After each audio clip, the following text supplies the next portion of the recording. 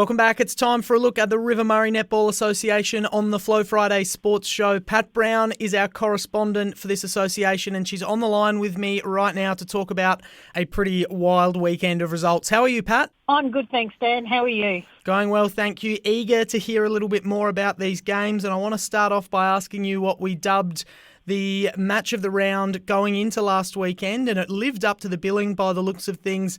Mypolonga win an incredibly crucial match against Mannum, 63-55. Yeah, look, it was always going to be a battle because of the fourth position on the ladder being a crucial point.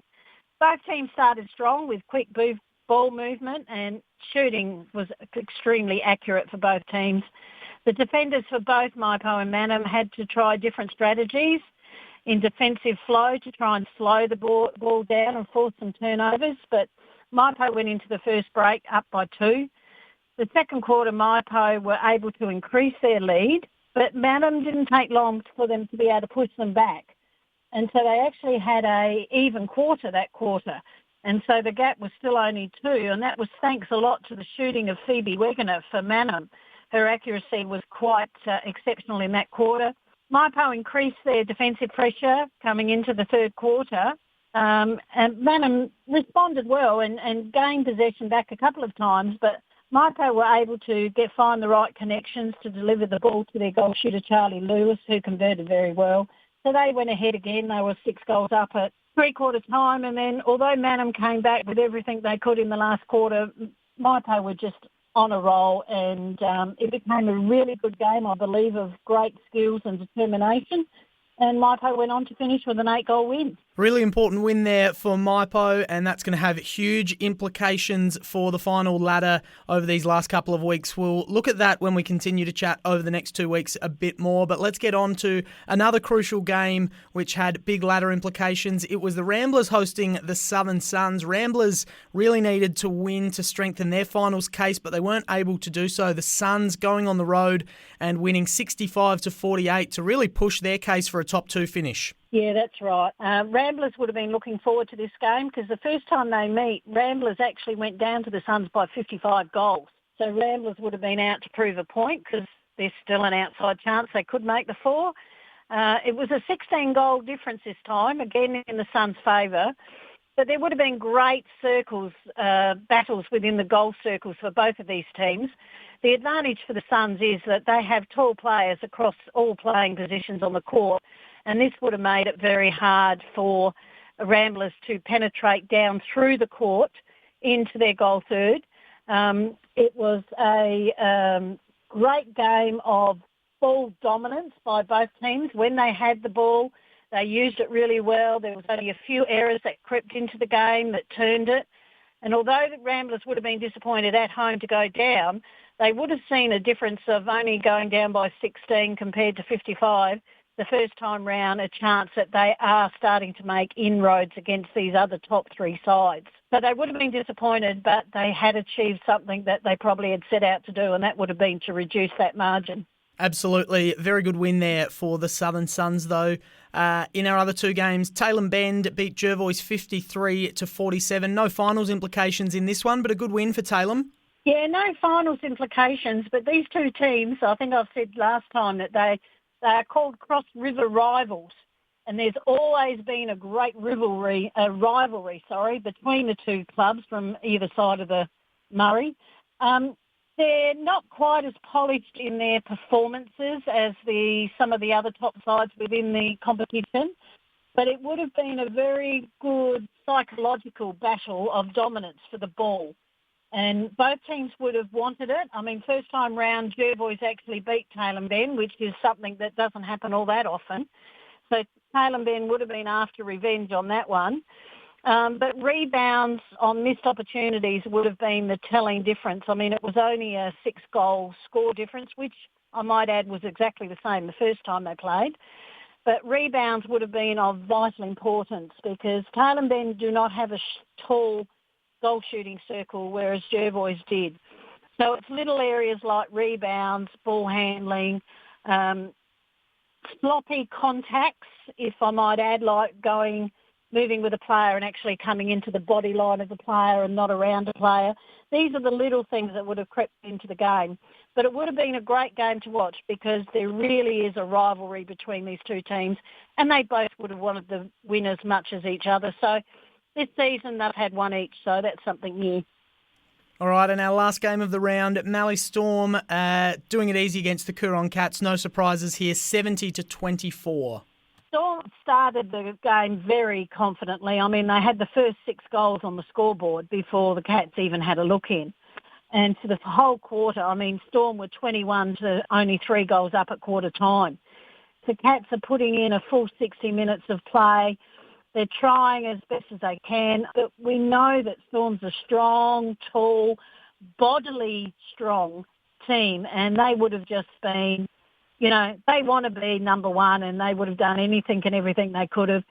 Cats were unable to connect with their goal circle a lot, such was the defensive pressure during the centre third area, and they were 28 goals down at half time. Neil Gray for Storm shot with great accuracy, and there was, by words I've been told, some stunning shots. The Cats side didn't give up. They would have tried for the whole lot, but I mean, they went down by 46 goals. I mean, you can't give a team an 18-goal first quarter and then expect to peg it back too well, but yeah, they would have tried well, and I know they wish Storm the best going forward in their challenge for the top ladder, and that sort of sportsmanship from Cats is something that has impressed me over the last few weeks. All right, so the Mallee Storm had a game against the team on the bottom of the ladder. The Imperials had the bye, so they're going to be very fresh this weekend for a huge top-of-the-table clash. Imps home game against the Storm tomorrow, and there's a couple of good games on this weekend, but this one certainly is the match of the round. Definitely. I mean, the first time these two teams met, the Storm won by 11 goals, and that was in round 8, so you can't even say it was the beginning of the season. Maybe Imps weren't quite ready, but I did some stats earlier, and there's not too many players in the Imps lineup that have actually played more than 14 games for the season. So they've definitely played around with their team a fair bit and coming up with the right answer for the combination they want for their finals. But they know this is 1VT. They know there's only one more game and then they've got to play them again. So Imps will want to come out really, really strong, and they'll want to say, the first time you beat us was a fluke. This is going to be our game. Because if they don't, there is a very slim chance that they could lose the number 1 position. Because if Storm win and go on to 26 points with Imps, it's definitely going to come down to percentage. And depending on that, as to who actually is going to go into top spot, and then the following week, Storm have a slightly easier game against Ramblers than what Imps do against Mypo. So both teams will want this game, but this is definitely a game well worth going and watching. Absolutely it is. That is going to be a cracker. The Storm are the only team who have beaten the Imps all year, so we'll see if they can do it again, this time playing on the Imps home court. Plenty at stake when the Ramblers host Mypolonga as well. Ramblers absolutely must win this one to keep their finals hopes alive. Yeah, both Mypo and Mannum are on 14 points and Ramblers are only on 12. Mannum have got the bye this week, so if Ramblers win, that brings them back up onto even par with the other two clubs fighting for that 4th position, which will go down then to the last week of the season, who actually wins that position. So they really need this game.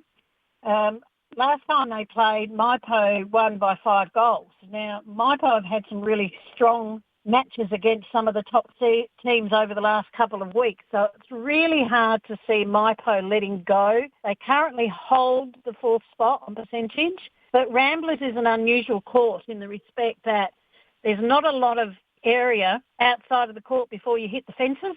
So players tend not to run as hard to the sidelines like they normally would, say, at Mypo, where there's plenty of space. So it feels a little bit claustrophobic on their court. They don't have an abundance of tall defenders, but they have height in the positions that they need it. I'm going to go Mypo. They're my old club. And if they win, then they've got a good chance of consolidating that 4th spot. 2 more games to quickly get through, Pat. The Southern Suns hosting Tailem Bend should be a pretty comfortable win for the Suns. Yes, it should be a very comfortable win for the Suns. And if the Suns win by a lot and Imps beat Storm, the Suns are going to go into second position. So the Suns will want this game, and they'll want it by as much as they can. Their height across all playing positions is going to be a real asset, and Taylor Ben will struggle, but this will definitely be a win for the Suns. Lucky last, the Coorong Cats host Jervois, and it could be a chance for the Cats to get a win or get close to a win and finish their season on a high note. Yeah, and that is what they would like to be able to achieve. It's a bit hard to see that they will. I mean, the first time they met in round 8, Jervois won by 40 goals. So they won't want to relinquish it. But yes, it is an opportunity for the Cats. They've battled hard all season. It would be great to see them come away with some extra points. But this will be a more friendlier side of A-grade netball. They don't have the big, strong body players that go in where Angels fear to tread and stuff like that. So it'll be a good game of netball at that level, but I still think Jervois will come away with the win. Huge slate of games coming up for round 17 in the River Murray Netball Association. Pat, thank you for that info very much. Enjoy the action this weekend. We'll catch you next Friday. Yeah, thanks, Dan. See ya.